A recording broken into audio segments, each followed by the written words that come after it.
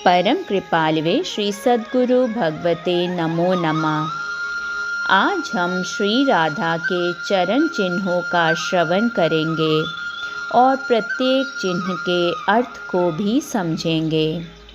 श्री राधा के चरणों में कुल 19 चिन्ह हैं। बाएं पैर में 11 चिन्ह हैं। इसमें प्रथम चिन्ह जौ का है। यह चिन्ह विद्या और सिद्धियों का दाता है।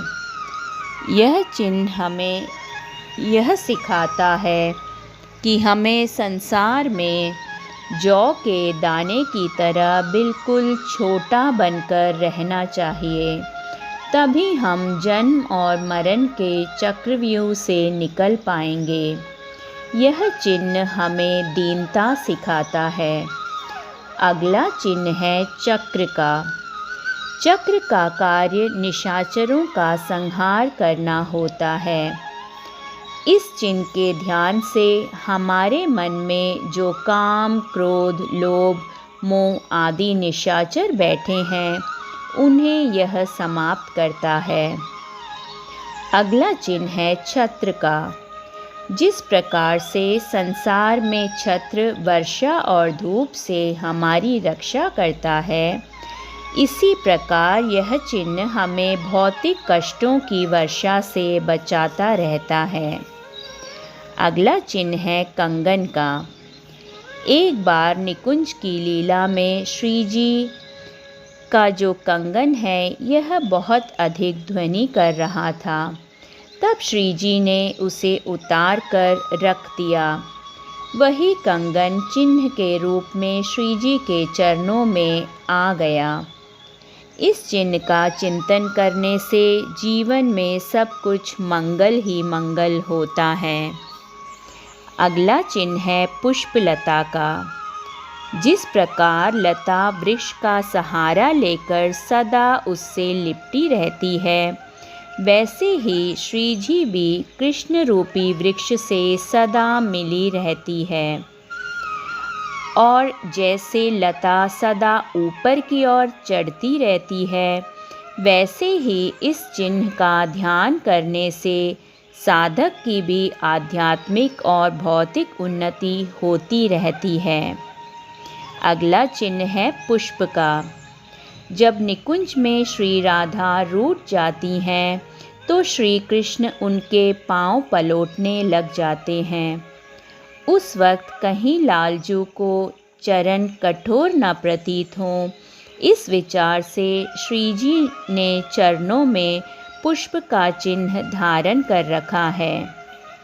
इस चिन्ह के ध्यान से श्री राधा के प्रति भक्ति बढ़ती है, संसार में यश बढ़ता है और मन सदा प्रसन्न रहता है।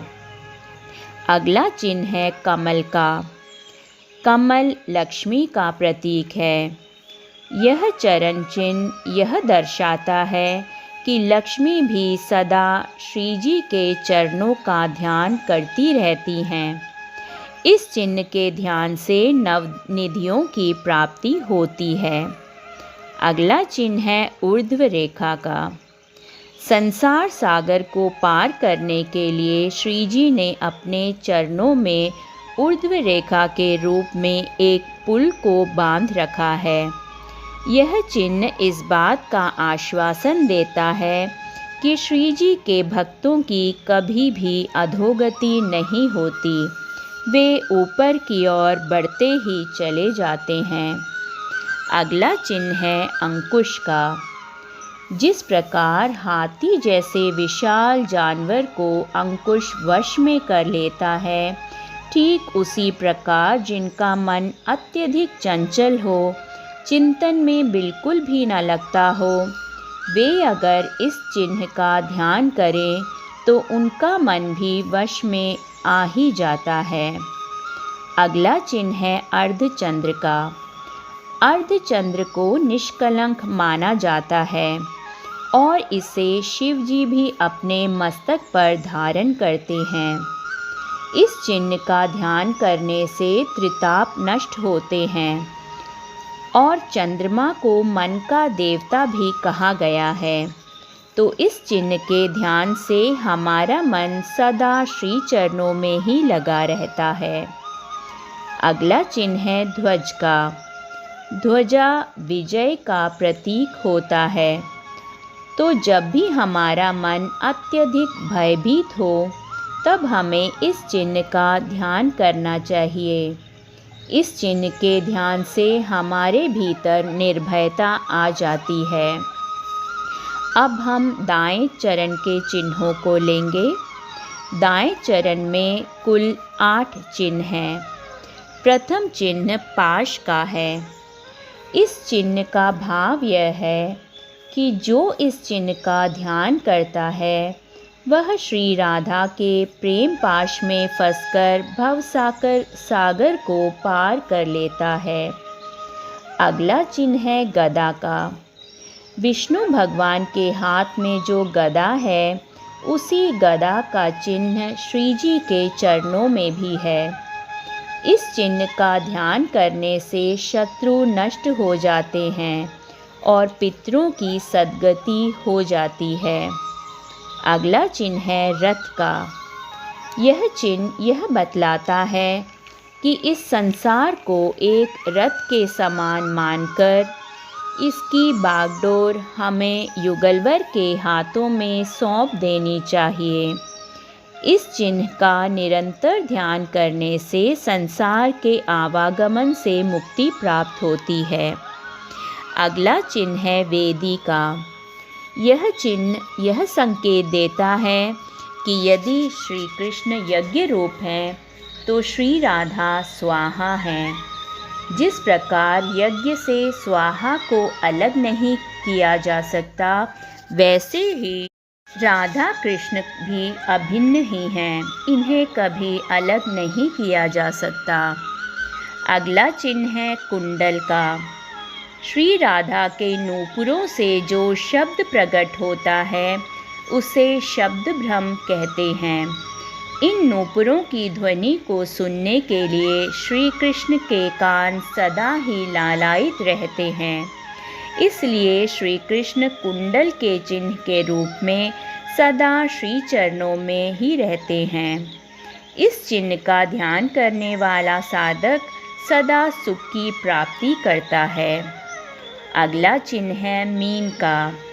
जिस प्रकार जल और मछली को अलग करते ही मछली जीवित नहीं रह सकती, उसी प्रकार यह चिन्ह इस बात का सूचक है कि राधा और कृष्ण को भी कभी एक दूसरे से अलग नहीं किया जा सकता।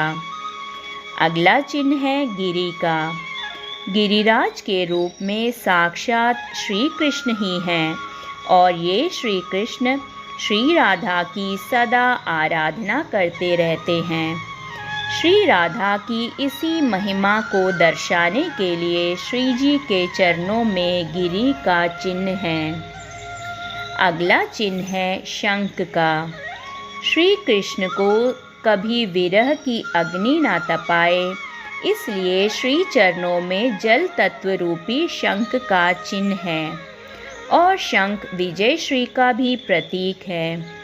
तो ये चिन्ह इस बात का सूचक है कि जो श्री राधा के चरण कमलों का आश्रय लेता है वह सदा दुख से बचा रहता है और उसे अभय दान की प्राप्ति होती है।